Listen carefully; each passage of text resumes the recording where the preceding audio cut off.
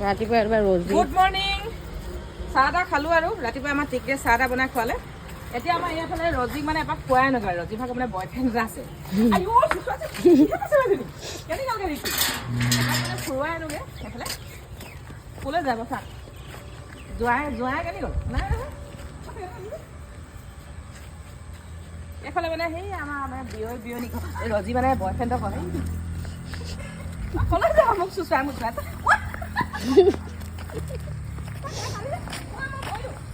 go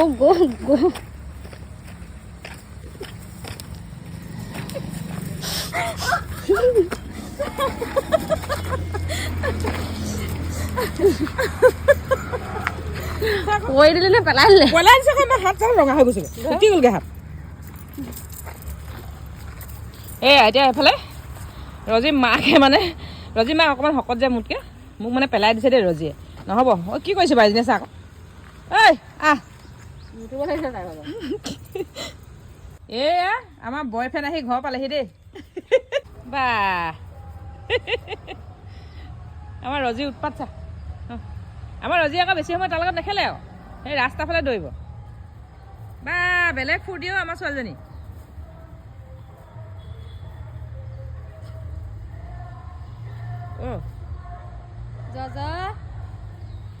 চা কি কৈছে দেখিছা এই আমাৰ হাৰামী হয় আমাৰ ৰজি অকণমান বদমাছ আছে